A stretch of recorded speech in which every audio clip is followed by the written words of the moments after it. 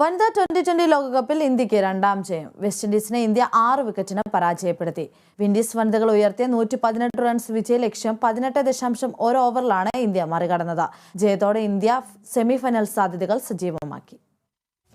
Windies ഉയർത്തിയ 119 runs വിജയലക്ഷ്യത്തിലേക്ക് മറുപടി batting ആരംഭിച്ച ഇന്ത്യയുടെ തുടക്കം തകർച്ചയോടെയായിരുന്നു. സ്റ്റാർ ബാറ്റർ സ്മൃതി മന്ധാന വെറും 10 റൺസ് മാത്രം എടുത്തു മടങ്ങി. പിന്നാലെ വന്ന ജമീമ റോഡ്രിഗസിന് കൂട്ടിച്ചേർക്കാനായത് വെറും 1 റൺസ്. 23 പന്തിൽ 28 റൺസ് എടുത്ത ഷെമാലിയും പുറത്തായതോടെ ഇന്ത്യ 7.1 ഓവറിൽ 43-3 എന്ന നിലയിൽ സമ്മർദ്ദത്തിലായി. തുടർന്ന് 4 വിക്കറ്റ് ഒന്നിച്ച ഹർമീൻ പ്രീത് കൗർ റിച്ചാകോട്ട് സഖ്യമാണ് ഇന്ത്യയെ വിജയത്തിലെത്തിച്ചത്. വിജയ റൺ നേടുന്നതിന് 4 റൺസ് അകലെയാണ് ഹർമൻ പുറത്തായത്. എങ്കിലും 42 പന്തിൽ നേടിയ 33 റൺസ് ഇന്ത്യൻ വിജയത്തിൽ നിർണായകമായി. റിച്ച 32 പന്തിൽ 44 റൺസ് അടി പുറത്താകാൻ നിന്നു. വിൻഡീസിനായി കരിഷ്മ റംഖ്രാക്ക് 2 വിക്കറ്റ് എടുത്തപ്പോൾ ഹെയ്ലി മാത്യൂസും ചിനേലി ഹെൻറിയും ഓരോ വിക്കറ്റ് വീതം നേടി. ആദ്യം ബാറ്റ് ചെയ്ത വിൻഡീസ് നിശ്ചിത ഓവറിൽ 5 വിക്കറ്റ് നഷ്ടത്തിൽ 118 റൺസ് എടുത്തു. 40 പന്തിൽ നിന്നും 42 റൺസ് എടുത്ത സ്റ്റെഫാനി ടൈലറാണ് വിൻഡീസ് നിരയിലെ ടോപ്പ് സ്കോറർ. 30 റൺസ് എടുത്ത ഷെഫാനി ക്യാമ്പലിനെയും മികച്ച പ്രകടനം പുറത്തെടുത്തു. ഇരുവരും രണ്ടാം വിക്കറ്റ് നേടിയ 73 റൺസിന്റെ കൂടിട്ടാണ് വിൻഡീസിന് മികച്ച ടോട്ടൽ സമ്മാനിച്ചത്. ഇന്ത്യക്ക് വേണ്ടി ദീപ്തി ശർമ്മ 4 ഓവറിൽ 15 റൺസ് മാത്രം വിട്ടു നൽകി